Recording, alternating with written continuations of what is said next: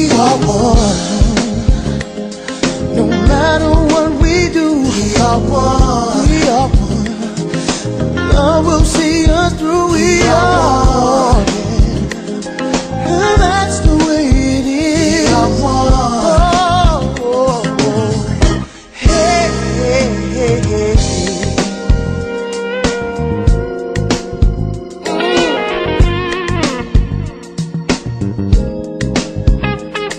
All right.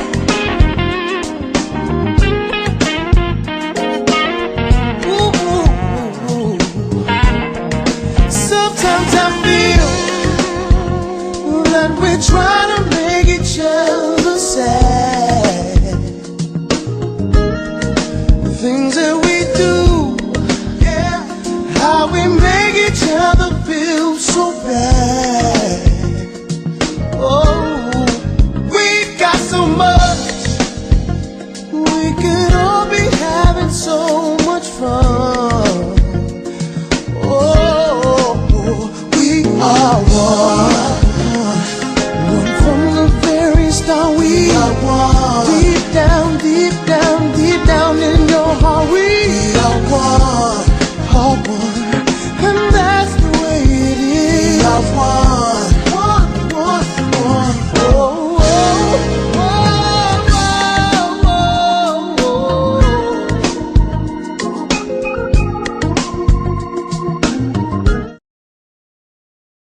Delivered from that bondage. And then when you go over into First and Second Kings, the Israelite people were in bondage, out of bondage, in bondage, out of bondage, simply because they did not know their history. Their history wasn't passed on the way it was supposed to. And when you forget your history, you begin to fall in to all kind of snares, all kind of traps, and all kind of things. People can lead you astray when you don't know your history.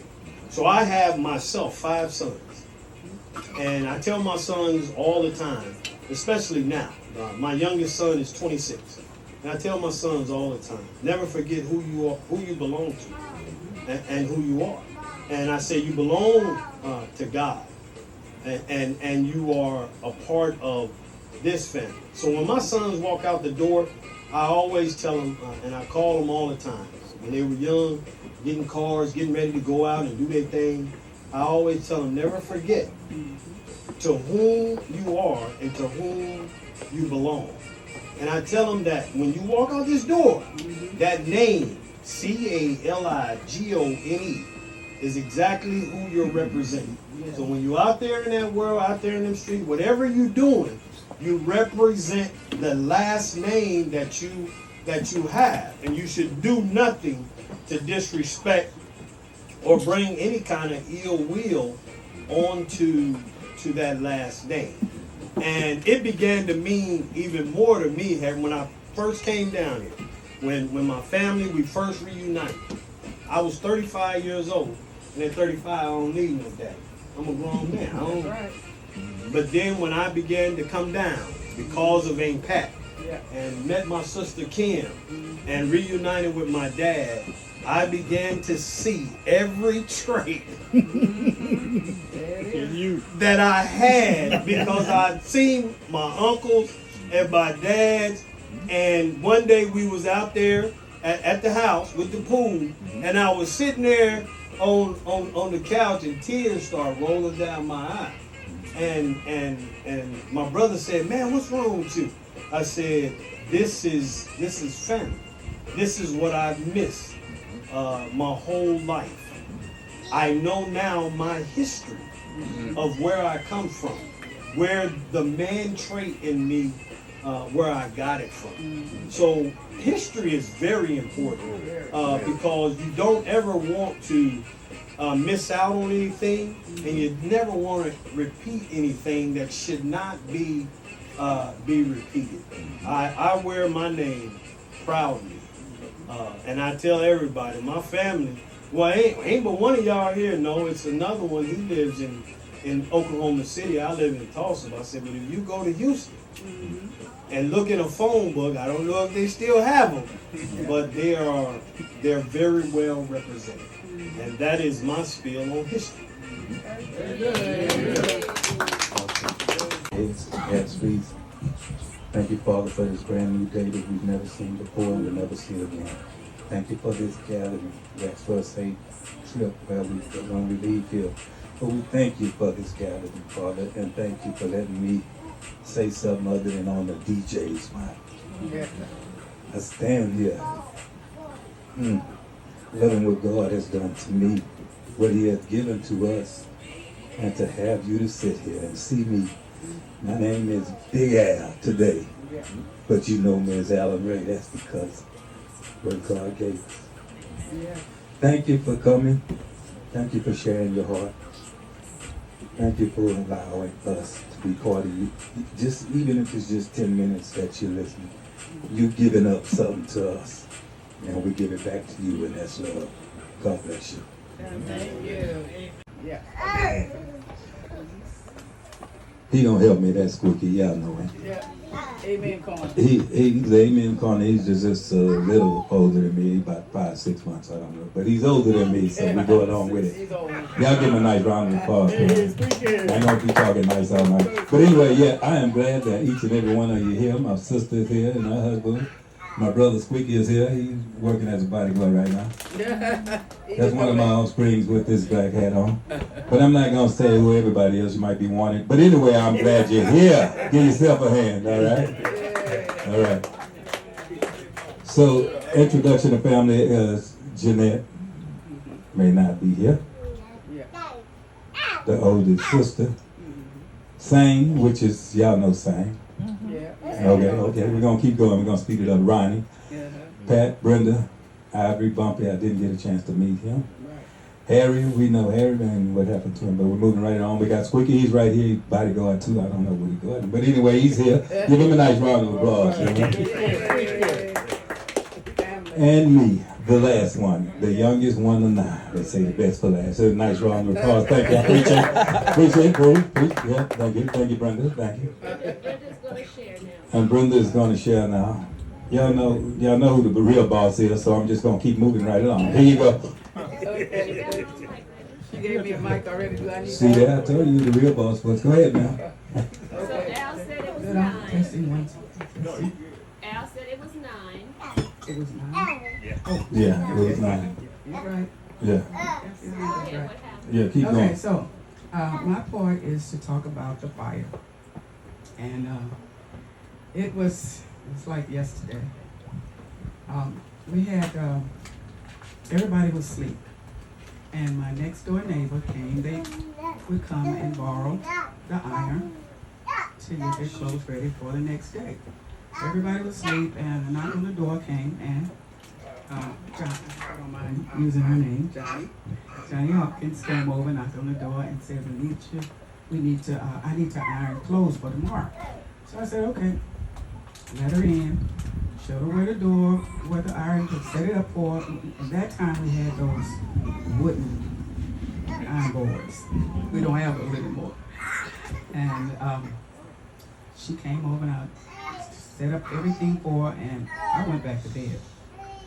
She knows to come in, iron, and lock the door, and we were all friends, so no problem.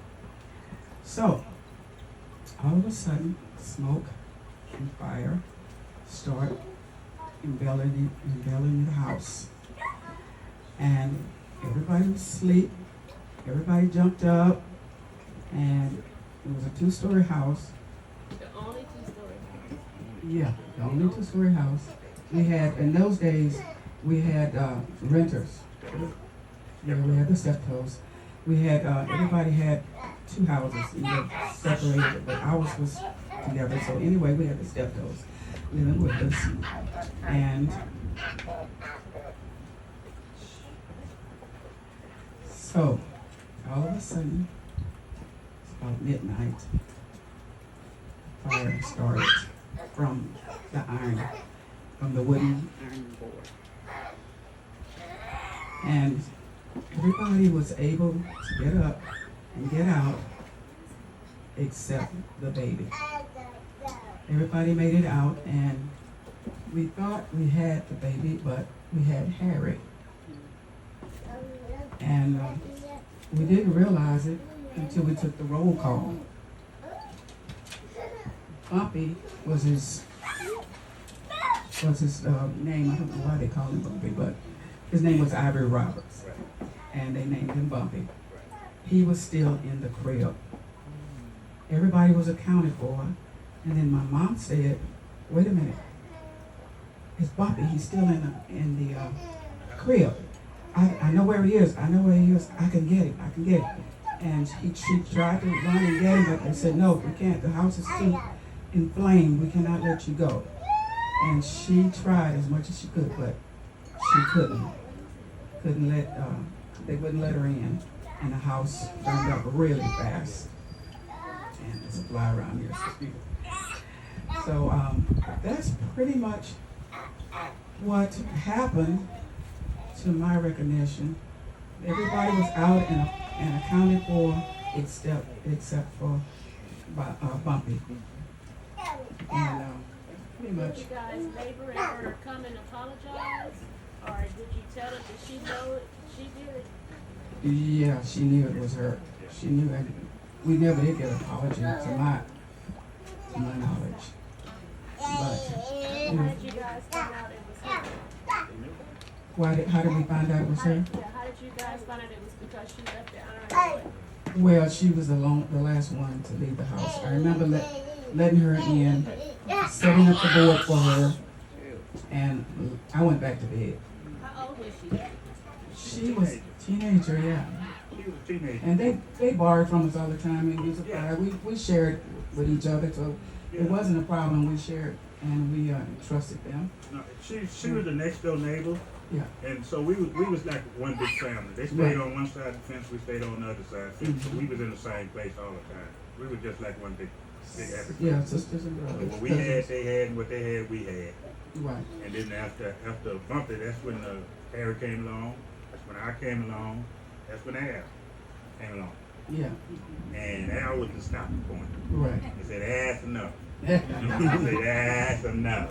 You know, it was 9 of us total. Pretty much. So, and that went on for a while. And see, back in those days, this two-story house was like a mansion is today. Because number one, black folks didn't have nothing like that. And we was the only blacks that had that because of Daddy and his brothers. They built this house from the ground up. They built that. Back in them days, that didn't happen. But you had to do what you had to do to survive. And all of them were survivors. Him and his brothers built that two-story house. And they had enough business acumen, I'm going to use that word. They had renters down below. The steptoes stayed down below. Our family stayed, which I wasn't even on earth yet. Right. We stayed upstairs. They stayed downstairs in the room. And that's how we made it. The neighborhood was like brothers and sisters. Everybody knew everybody. Everybody shared with everybody. We had cousins down the street. We had aunts down the street. We had people in the neighborhood. We pretty much owned the neighborhood. You know, didn't know it then, but we was it. And everybody knew us. We knew them. You know, that's how it was. One big happy family, the whole street. I'm able to share today. It's still hard because I couldn't come to I just expected me to be saved because I was the youngest. I was 9 months. So I didn't, when my mom said, you know, I can't do this no more for whatever reason, she left. Right. I was 9 months old. And again, I couldn't understand, but 9 months, you probably didn't even know how to, you know. But anyway, Angela was able to put me in this mood for me to talk about it, and it's history, and I'm over it, of course. But you think about what happens that you have no control over, and you have to keep moving.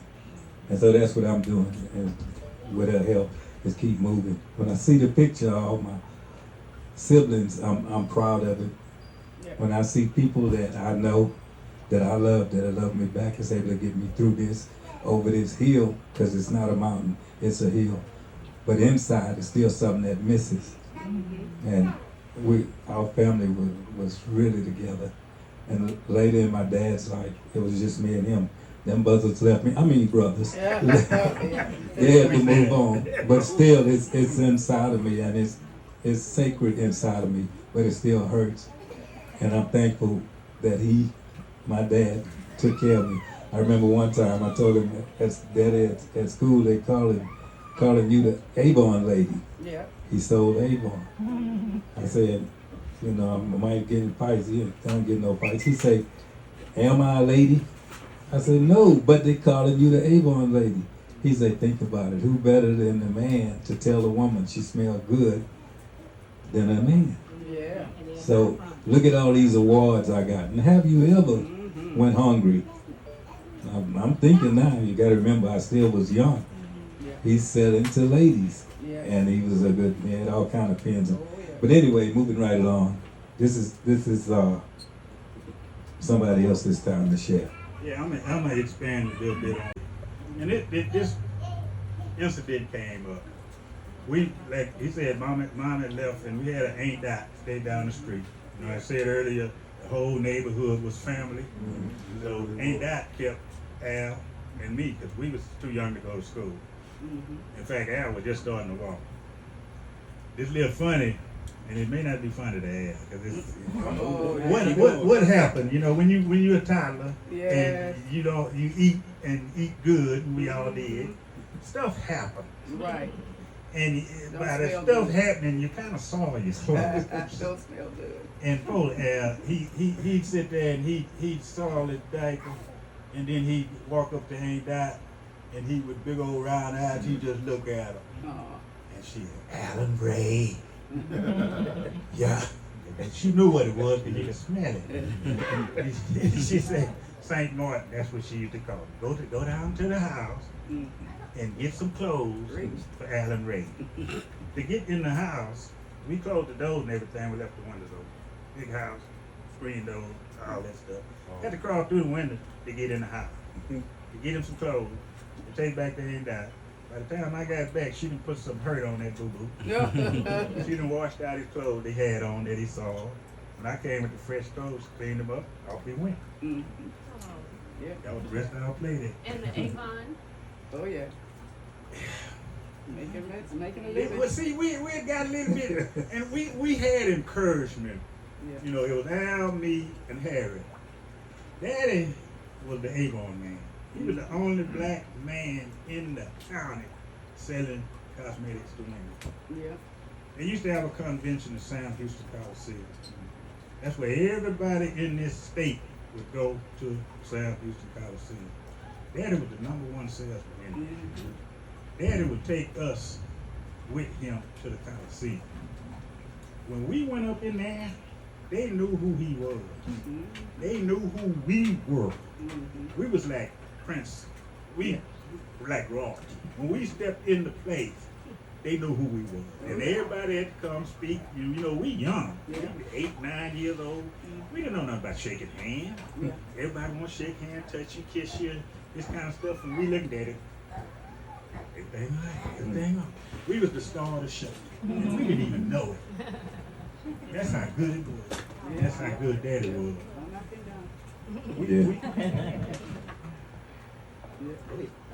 I think you just touched me. That's all. To put pressure on me, but they always, he the baby. Now, can you imagine somebody 6, 7, 9 trying to learn his ABCs being called the baby? Yeah. But it was endearment. I grew out of it. They protected me. They taught me different things. They taught me things I shouldn't have known. But hey, today we here today because of climbing hills.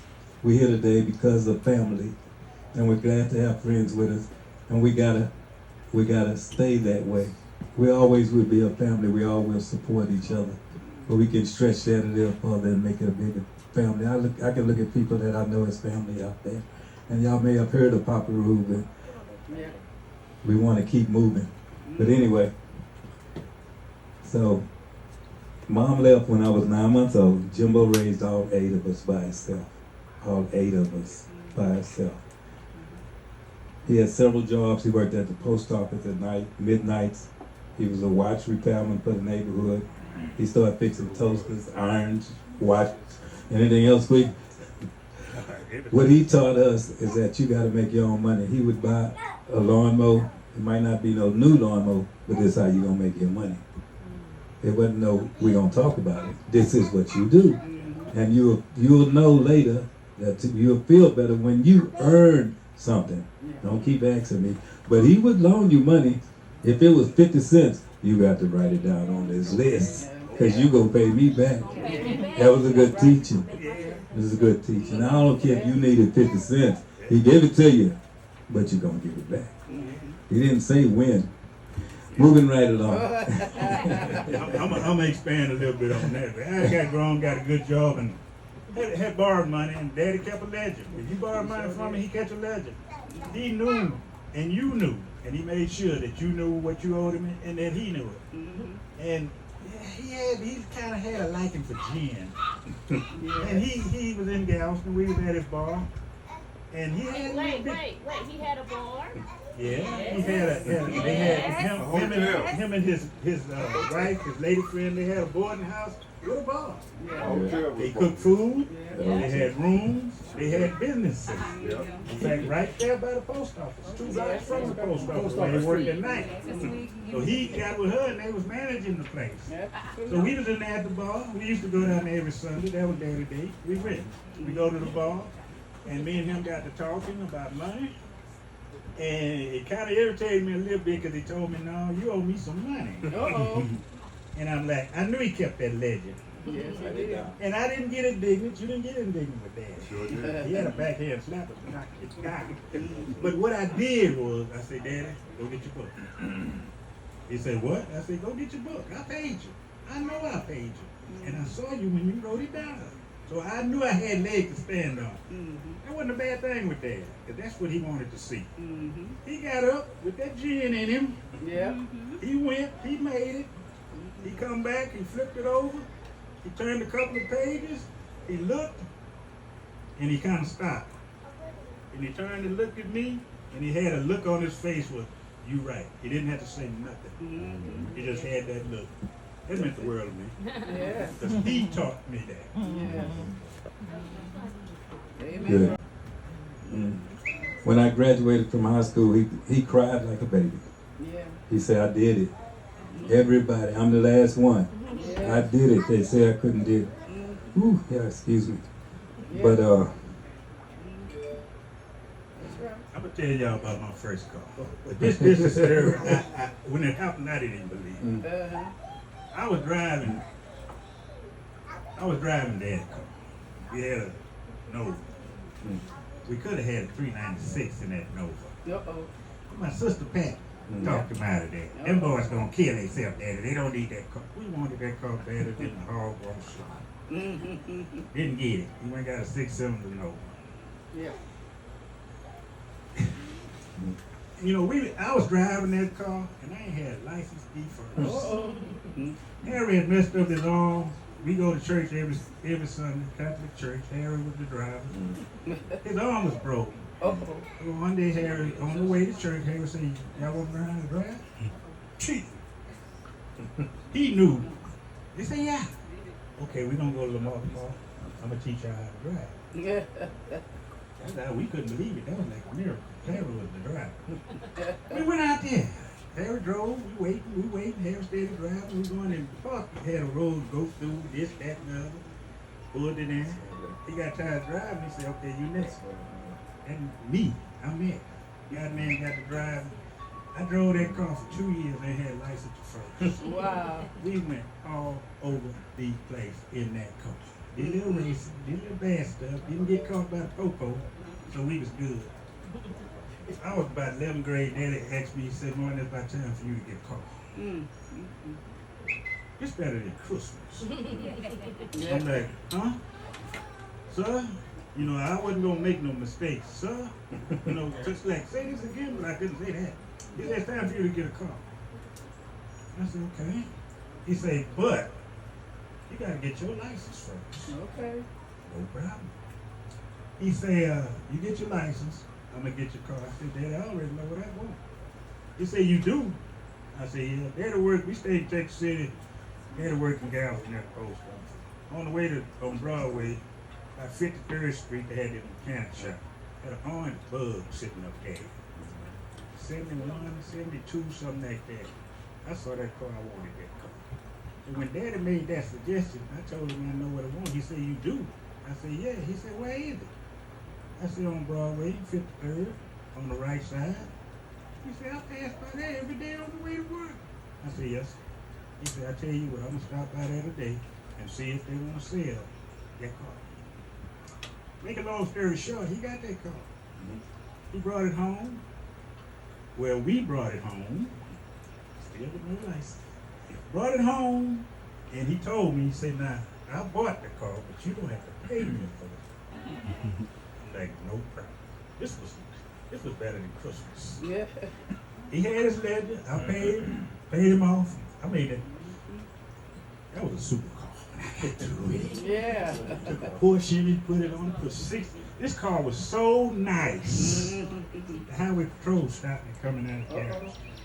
Scared the you know what out of me. Look, back in them days, if you got stopped, you went to jail. Yeah. When he pulled me over down Straight Bridge, I'm sitting there scared as you know what. He got out that highway patrol car, and when they get out, first thing they do, put that Stetson on. Second thing they do is have that ticket book in their hand. He got out, he didn't have that Stetson. He didn't put it on. I'm like, that's strange. I looked, once he closed that door, he didn't have that book, ticket book in his hand. I'm like, what the hell going on here? I'm still scared as hell.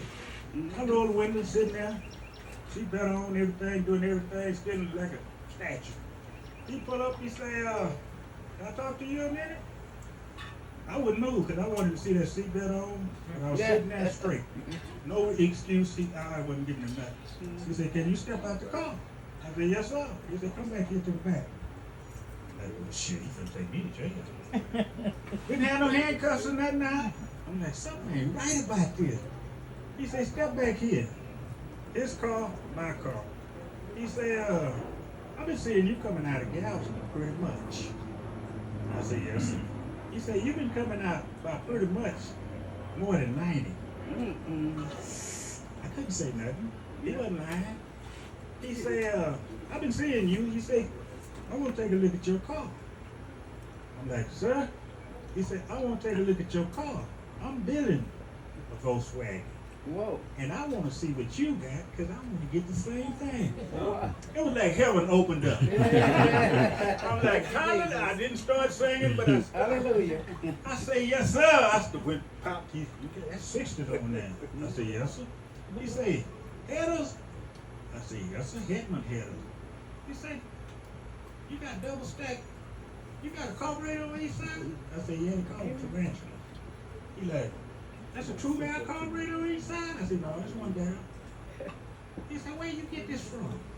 I told him. He said, huh. Now you've been doing over 90. If I do what you did, can I do over 90? I said, you probably do more than that. Because there's no one left to done. He like, okay, have a nice day. I damn near ran back to that. And you know, we became friends. Every time I seen him, he tooted. I tooted. He ended up getting a green one. I think he got a 66.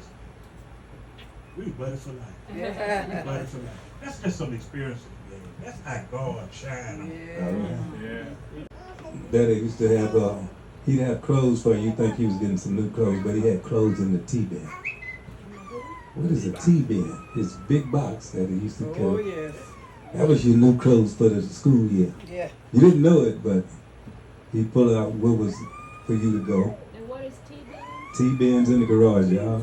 They're about these big boxes, Square boxes. square, about this tall. It used to have tea in it. And it used to have tea in it, and it used to have your school clothes in it. Yeah. Because that's what you're going to wear. He was very thrifty. He made sure you had what you needed, not what you wanted, what you needed. He had some help too. You Yeah, see, he had Pat was the business person. See, we started what Dad and Pat started doing, and we didn't know at the time what was going on. They sit down and bring out paperwork, catalogs, and this kind of stuff. And what they were doing, they was ordering our school clothes. When season changed, you change your clothes. If it was wintertime, our summer clothes went in those tea boxes. And it would rotate. Yeah. Well, we would get so happy when the Central Freight truck line would back up because we knew what the hell that was. Excuse my French. New clothes. Yeah. I mean, shoot, you name it, we got it. Yeah, yeah. Underwear, everything you needed, we got it. Mm-hmm. It was like better than Christmas. Yeah. That happened every year. Mm-hmm. Every year. Mm-hmm. Wonderful. Yeah. When people teach you something that you need to know, sometimes you may already know that. You know everything. Don't know nothing. Yeah. But I told Daddy said you gonna have to leave here. You gotta go find a job. He wasn't putting me out. You gotta make some kind of money. You gotta do something. Daddy, I can't find a job. Jimbo said, oh, okay. Wait a minute. Got pen and paper. Number, he said, here, go see this man. I like, who? Go see this man. You didn't talk back to my daddy. So I went to the address, and this man came out. He wasn't the cleanest man I'd seen. I looked at what he was driving. It was a garbage truck. Uh-oh. I said, my name is, I know your name. Come here. Mm-hmm. What? I wasn't but this big, yeah. To me, this is your vehicle. You're going to be riding the back of this. This is how you do it. Mm-hmm. That truck move, you move. That's right. Don't get left. We got a job to do. Mm-hmm. I was like, I ain't working on no garbage truck. Your daddy name, yes sir, yes sir. Yeah. I worked that garbage truck. Yeah. I made good money too. Yeah. Wow. He was a good leader and he showed us, Mm-hmm. if I can do it, you can do it. Don't give me no excuse. Mm-hmm. Do what you're supposed to do. We wasn't always straight and narrow, but in his eyes, he was like, I'm doing the best I can do, and I see the best in him, but I gotta keep working. He said, Daddy, kids laughing at me. They say, you the Avon lady. He looked at me, he sold Avon. He looked at me, he said, am I a lady? I said, no, Daddy, but the kids are calling me. They say, think about it. Who better than a man to sell a woman perfume and tell her it smells good on her? Amen, brother. I was like, wow. Brenda's gonna share about growing up with the last. I noticed that. You working? I could tell something about you. Uh-oh. Princess. Brenda was the princess when we was coming up. Really? We had chores. And I don't even think she knew it. But we had chores. We washed dishes, we cut grass, we washed clothes, we cleaned up the house. Guess what Brenda did? I don't even think she knew. She had cookies in her room. Brenda was the youngest of the three girls. The other two sisters was gone. So Brenda had the bedroom all to herself. See, the rest of us, we had bunk beds, 3 bunk beds in the room, across the hall.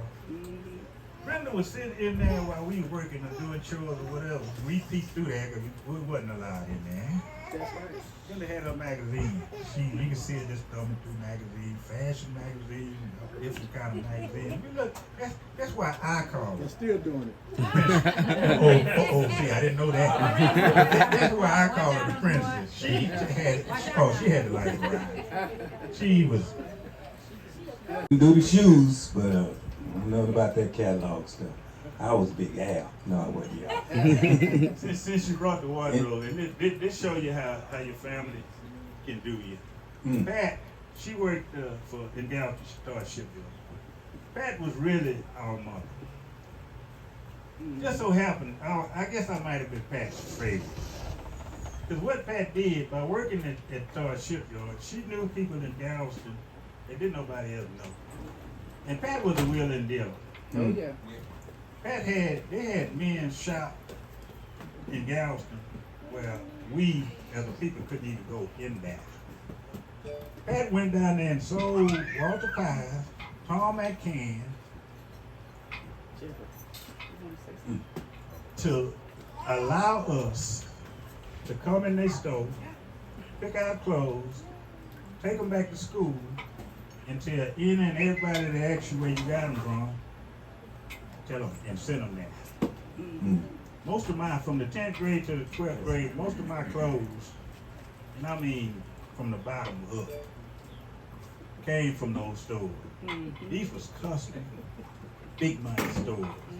And I ain't gonna say they sell them, but I was styling their clothes. They asked me where it was. I said, well, go get it. And walking in and get anything you want. They had limitations, but you got what you want. And all you had to do was tell them. Pat did that. Pat was willing to do it. Okay, Brenda, come on. You got Pat was the only one I had a problem with. But she was like a boy. She was rough. She didn't like me, but I loved her. And she beat me up every chance she could get. But my brothers were cool. I didn't have any problem with them that I know of. So that's about it for me. Phone call, but what we didn't know is that she was blind. Yeah. Tell me when the light is green. What? Do I turn here? We was like, oh man, how we gonna do this? How you help somebody blind? Tell me when the light turned green. What about when it turned red? Anyway, I mean it's funny now, but that was scary. And God bless her, because we survived. Tell them about the what? She had, and we didn't really know what it was. She used to, her daddy used to have a farm in the country. And they had peas, they had carrots, there was corn out there. And for us, it was fun. She would take us down there and we would play on the tractor, or we would play with the people that was picking the products and stuff like that. One day we got in the El Camino, headed to the farm, and she had this box. Inside this box, you know how sugar cubes come in a box? Yeah. At least I thought that's what it was.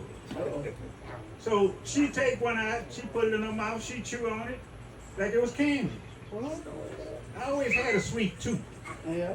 So I'm like, Miss Hawkins, can I have? She said, no, baby. Yeah. I'm like, I'm thinking it's candy. I'm like, I just want one, Miss Hawkins. She said, no, baby, you don't want that. Uh-oh. And I'm dumbfounded. So I guess her being a teacher, she said, no, that ain't candy. She said, I got a situation, a condition, where that's medicine. Oh.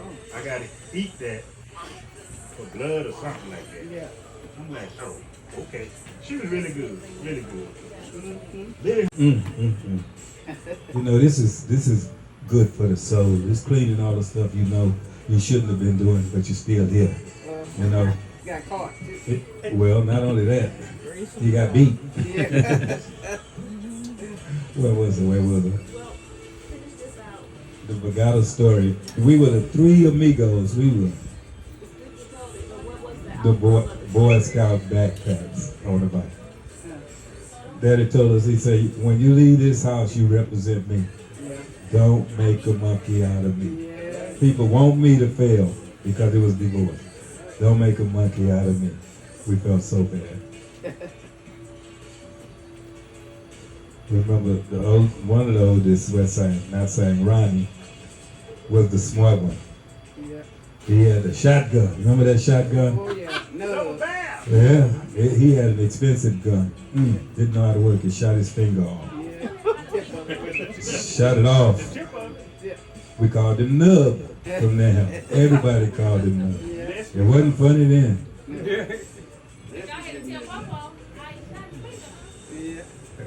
But then somebody then they put salt and pepper on it. Yeah. Put salt and pepper on it. Stop the blood. Cool. You gotta remember, I was young. I didn't know whatever. I was cartoons. They putting salt and pepper on your finger. It works. It also works not to play with a loaded gun. Yeah. But anyway. See, we had it where we could go across the back fence. There was a cyclone fence there. And our Uncle Ned, he taught us about guns and stuff. He gave the first double barrel to us. And to cross, if you crossing that fence, you take your gun and you lay it over the fence, lean it up there, and then you jump the fence. But Rodney thought he was smarter than that. He took his finger and put it over the barrel, in the barrel, and he gonna lay it over the fence. But when it hit the ground, boom! It shot that much of his finger off. Yeah. Well, Jeanette heard it. She in the house, my older sister. She heard the noise. Wasn't no gun supposed to be shot around the house. That rule. Yeah. But when she heard that noise, she come running out. She want to know what's up. He standing there with his finger bleeding. She run in the house, get salt and pepper, sprinkle it on the finger because that was supposed to stop the bleeding. Didn't work. Didn't work. But we had stuff like that. But when I was, I must have been about 10, 11. We call it the canal, ditch run by the house. In that ditch, it'd be a little bit of everything. Possums, raccoons, turtles, goldfish, catfish, a lot of stuff up in there. Well, like I said, about 10 years, had the little BB, Daisy BB, my canal partner. I'm down there in the bottom shooting minnows. All of a sudden, I feel this knot. Bam! Had my rainbow cap on. When I got hit, I got scared. I come running up there. My cap would come off. I come running up that ditch. Look to my left, see my cousin Fudder standing over there, white as a sheep. No offense. I'm running on the daddy. My deal is to get the daddy. Yeah. Daddy in the shop, I run in there screaming and hollering like a banshee. Come here, boy. What's the matter with you? I'm like, Daddy. He was by then, he could see all the blood running down. Yeah. I could feel it. Sit down, get. He put me down, he had to hold me down. I wasn't about having that. Yeah. Scared as shit. Wasn't hurting, but I was scared. Daddy held me down. He grabbed his knife. I'm like, hell, I'm already bleeding. What he finna do? Didn't say hell, because it's Daddy. Daddy went to working on my head and started feeling better. And I'm like, okay, this ain't bad. And by the time I got through, I had all this side here was bandaged and wrapped up in gauze and tape and all that. He said, go on in there and sit down and cool off. Went on in there. That wasn't good enough for Pat. No. Well, while Daddy was doctoring on me, Pat heard me. Me and Pat was cool. She heard me hollering. She knew something was wrong. She come out there. She want to know what happened. Pat went down the street to my grandmama's house looking for Fudder. I don't know if it was true or not, but they say Pat went down there and whooped Fudder's ass. Yeah. For hitting me in the head. See, Fudder didn't even know I was down there shooting him. Yeah. Because, I mean, it's a drop, and it might be 8 to 10 feet. If you're on the road, you can't see at the bottom of that. Right. And she went down there and whooped that boy ass. Oh. First cousin. He was blood. That's good. You know what my daddy used to tell us? He said, you got to clean up this, you got to clean up the bathroom. So I had to do a little bit more up here and take that out. When I grow up, I ain't going to need nobody to clean no bathroom. I'm going to have somebody to do that. He said, well, that's good. How you know if they doing it right? All right. I was dumbfounded. I was like, oh, shoot. Anyway, when he put me in my place, I was like, I'm quit trying to trick him. Started listening, paying attention, and we got along fine. He's like, I ain't gonna clean it. I know Daddy. My daddy, when he whooped, he didn't whip with no belt. He had that thing that's supposed to stay on the iron, called iron cord. When you knew you was going to get a whooping with that iron cord, you started crying before he even get in the room. But we had a healthy. He's not here. I wasn't talking about, but Sam and Daddy fight. What about that? Daddy told Sam to do something. He said, I've been in the army. I am a man now. I ain't got to do this. My daddy said, what? I've been in the army. I ain't doing that no more. Before we knew it, we round the corner peeping. Before we knew it, Daddy wasn't but my sight. Thing that's all. He said he forgot I was in the army too. Before we knew it, that long sun was on that floor looking up at that little bitty man. There was no more fights. Daddy hit him in the stomach. Yeah. He hit him in the stomach and he dropped like a sack of potatoes. I see this with my own eyeball. Wasn't no more. Sang new then. I got to go. Yeah, that was the end of singing Jimbo fight.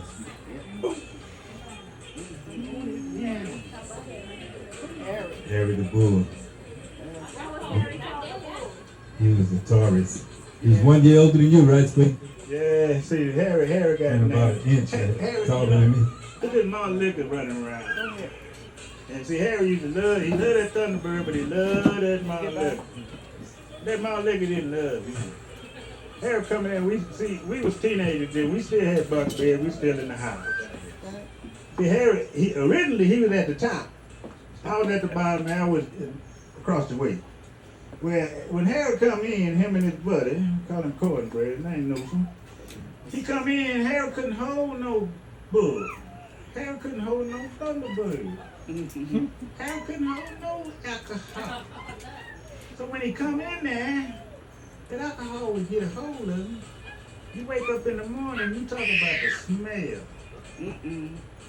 And we had to clean that stuff up. Well, Al wasn't worried, he was on the other side. Well, I was at the bottom, Harry crawled up at the top, I'm like, this ain't gonna work. We gotta do something about this. I'm gonna sleep up top. You sleep at the bottom. Well, he kept a trash can, one of them plastic trash cans in the room.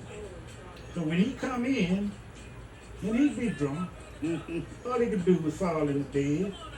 I'd get out the bunk, top bunk, get that trash can, put it next to him, so when he rolled over and threw up, he'd go in that trash can. That worked. Yeah. That worked big time. The smell was still there, Yeah. but we didn't have to clean up nothing. My God. Yeah, that's how he got called. That mother liquor got him, he got the bull. And Harry thought he was a bull. He looked like a little Taurus bull. Made a tent, he looked the part. He looked the bull. Yeah, he was. Well, yeah, he was all the bull. So it was. Catholic Church. Yes, sir. You gonna tell about Pat? You gonna tell about Pat? Dad used to always try to scare us and mess with us sometimes because she was a lot older than me. And I was looking up at her and she said something anyway. She dropped the match. It was lit. Right in my eye.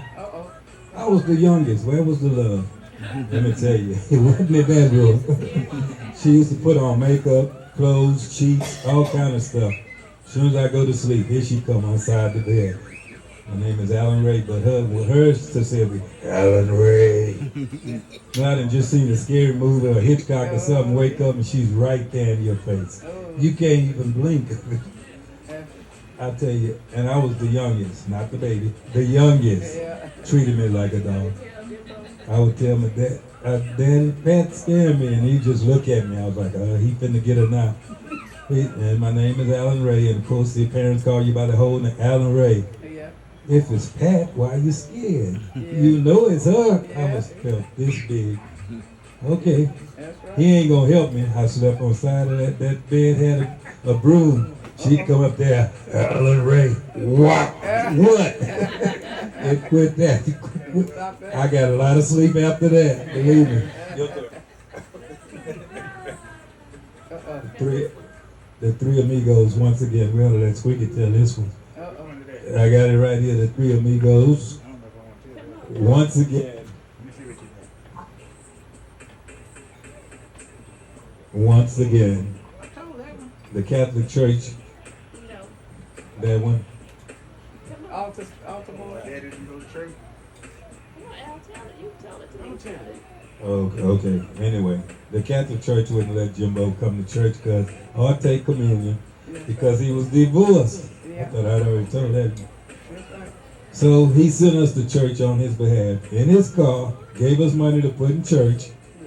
We would get the church program, go to the store. Did y'all go to church today? Yes, sir. We did. We did go to church. Yeah, in his car, yeah. Anyway, we would go, we would get the church program. You always got to get the church program and take it home. Money in church. See, that was Harry's idea. This how it works.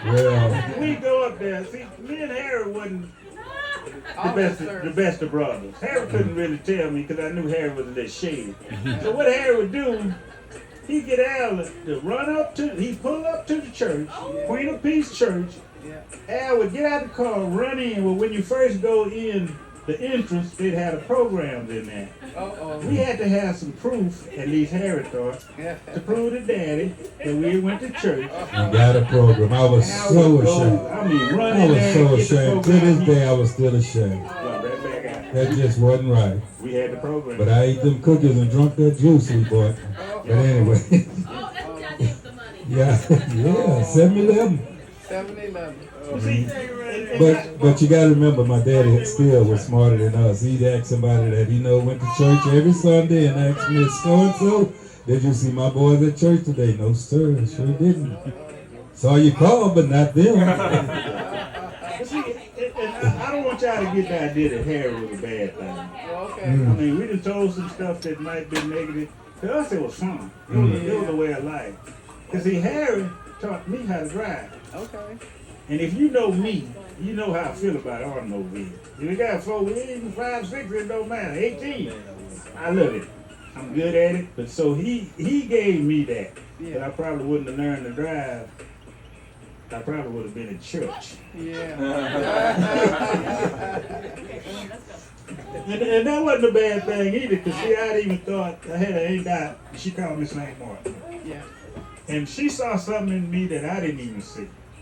She saw a priest in me. What? You know, we went through the whole 9 yards, first communion, the whole 9 yards. You know, I even served mass with Father Caligone a couple times. Something didn't quite work out, and it kind of turned me against it, against being a priest, the priesthood. Wait, you gotta tell us what you saw. I can't tell you that. Oh, no I can't sex. tell you that. But it turned me against. Oh, you got some tea on the squeaky? Yeah, you gotta tell. I just I can't told do you. it. I can't do it. Tell me, I'll tell him. I can't do it. I've been keeping that a secret. No sex. That's it. But it did. It turned me against being a priest. Okay. We got toilet paper for tears. Okay, go. Keep going. You could have kept it. Linda got something for you. Okay, come on, I'll pick up. Anyway, you would think with all the trouble we used to get into growing up, that we would have learned it ain't gonna work to keep doing the same thing over and over. It's called what? Insanity. Yeah. So anyway, I knew that living in a small town and having trouble, just staying out of trouble, you got to move on. So I moved to LA. Yeah, Los Angeles, California. Oh, wait. It wasn't me. It wasn't me. I live in Los Angeles. I don't know what you're talking about. What? It was a situation about him moving to LA. Uh-oh. That's it. Don't matter. I left. I'm gonna tell you. And I mean, he ain't even gotta agree with it. I mean, there was some problems going on and stuff. But the good thing about that time, Pat was in LA. Pat was living. Pat had got married. Pat ran things. Oh, yeah. Pat called me, and Al got him some stuff, some situation, him and Hubba Bubba. Uh-oh. And Pat had gotten wind of it, Yeah. and she called me and told me, Yeah. you need to send Al to California. Uh-oh. I'm like, I do? She said, yeah, you do. And when Pat said like that, yeah, you did. So I was working Gulf Chemical, a plant down there in Texas City. I get off of work. I had a little Pinto. Pinto was messed up. Well, Pat gave me off. So somebody, me, had to fix that car and send him to California. I said thank you. I I did it. You must have said it when you know 45. I didn't hear you on over here. But he went, and you know, that's when he really started straightening up. DJ school, working with Pat. They stayed in the same house, so he didn't have a whole bunch of But choices. now, didn't you ask somebody how I get the police? It's my wife telling on me. My wife. Y'all see this? Tell it. You see that? Get your cameras out. Wait, but didn't you say that you asked somebody how I'm gonna get the police to stop? That was in confidence, man. That was in confidence. It wasn't in the paper, it wasn't on the radio. And You so, didn't call Brenda. But what did the person tell you? I don't remember. Just a good answer. Tell it, tell it. Tell it. What happened? Thank you. I don't remember. Tell it, Angela. Angela. Someone told him to, Do your best. in I order said, to get the yes. police to get off your back, you need to move. Oh, Yeah. yeah, From Lamar. From Lamar said away from here. They what? Yeah, not because they knew it was you. Yeah. Do it in time? Okay. That ain't my fault. You know, I said. Okay, I think it's time. Some people are telling me that it's time for them to go. That they have spent all their good time with it, and I appreciate it. I appreciate it. Once you got to LA. Yeah, once I went to LA with my dear sister Jeanette, I went to school. I went to school, West Columbia School of Broadcast. My name is Big Al. oh, that's right. And when I was back there behind that thing and you couldn't see me and all you could hear was a DJ's voice, you thought it was a DJ, because I was a DJ. Who gave you the name Big Al? I was Big Al. I don't remember all that stuff. Y'all had a good time, you heard a story, you had good food, we appreciate it, and we got to go. We're not through? You can tell my part. That's Squeaky got it for. My battery dead. See, Al went to California, and he had got to be. He went to DJ school and everything. When he come back, Big Al. I'm gonna tell the He truth. gone. He come back to Texas, and we had a kinfolk had a club. When I came back, a pretty nice club, Yes. and he hired Al. Yes. And sure enough, Al went up in there, and he was jamming the box. Everybody know who Big Al Al was. jamming the Oh, box. yeah. Al Yeah. could go anywhere, and I don't care what they had. If it was a mic, they want a Big Al on the mic. Yeah, you good. One night, Uh-oh. Daddy wanted to hear. I've been hearing about Big Al. I've been hearing about Big Al. He said, I want you to take me to the front door so I can see Big Al. I want to see who Big My Al chest is. was this big. We got My dressed up. daddy coming. We stepped up in there. We walked in. They had the reserve section. Okay. Put us in the reserve section. Al was across the room on the back side, the booth and everything. You really couldn't see him. You could see something, but you really couldn't see him. 'Cause, I mean, his focus was on the floor. That's where all the lights were. There wasn't no light back there behind that DJ booth. He was listening. He was looking around like, I hear the sound, but where's it coming from? I said, it's coming from the, see that all that glass up there? He said, yeah. I said, that's the DJ booth. Good evening, welcome. I'm your musical host, Big Al. You see it? See, he heard I'll all play this. it. Yeah. Thank you. That'll be $1, please. He listening. He like, Who is that? he said, that's coming out the booth. I said, yes, sir. He said, that's Alan Ray. I said, yes, sir. He say, he Big Al. I said, Daddy, that's like a stage name. That's what he go by in here. He said, the littlest, I ain't gonna say it, but the littlest blank. And he You heard him. I'm Big Al. Big Al. No. I said, that's his name. That's everybody know him. Big Al. That's him. He like, huh, okay. My daddy was proud of me. He said, you did good. Oh, I cried for a week. Yes. Years after high school graduation, I received a call from this lady called Big Baby. Wonder why? oh, big baby, she did. Big Baby. Beautiful face.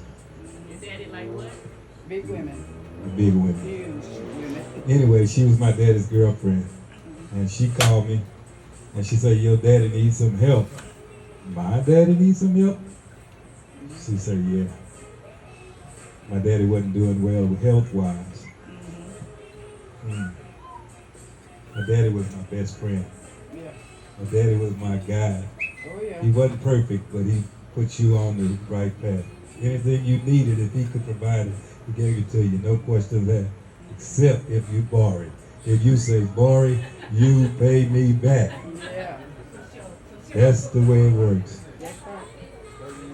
I'm getting emotional, but I got help to get my daddy to the medical. Wait, when you got to the house. When I got to the house, my daddy, of course, was not doing well. My best buddy. His best buddy was a cousin. His name is MD, Melvin. Anyway, I'm pausing because it hurts, but I still remember him. He was my strength. Anyway, thank y'all for coming.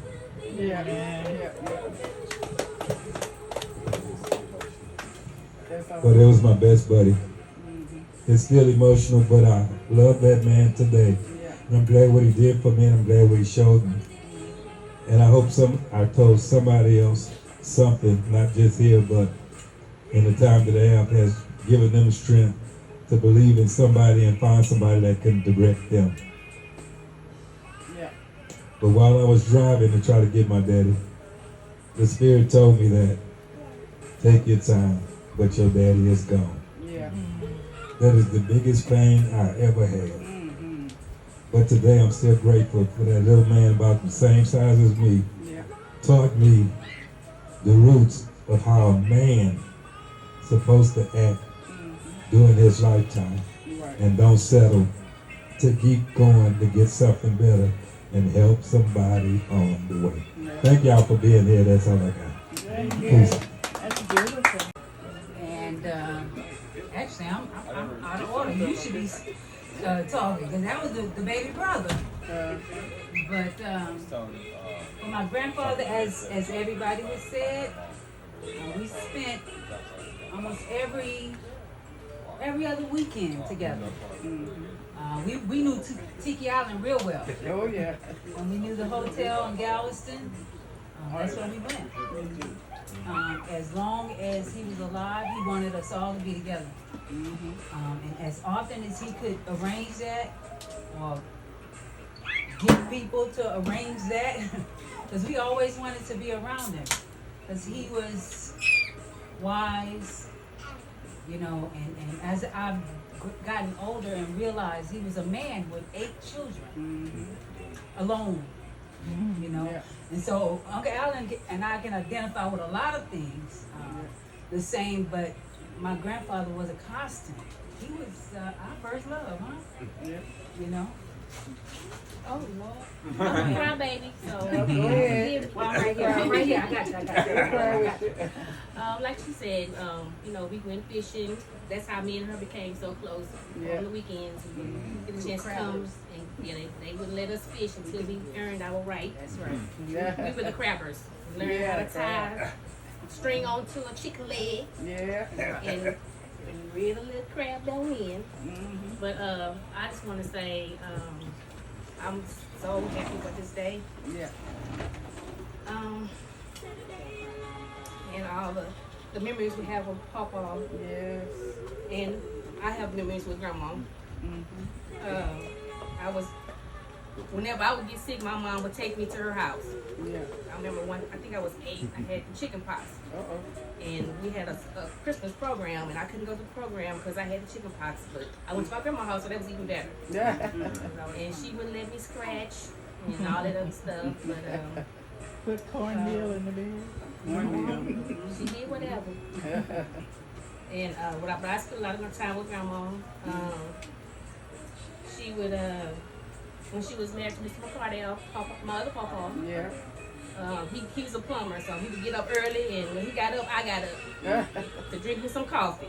And she let me drink my little inch of coffee, and the rest was milk, and send me right on back to bed. So, I mean, my memories, they all collided right now. And I'm trying not to cry on y'all. That's okay. Go ahead. But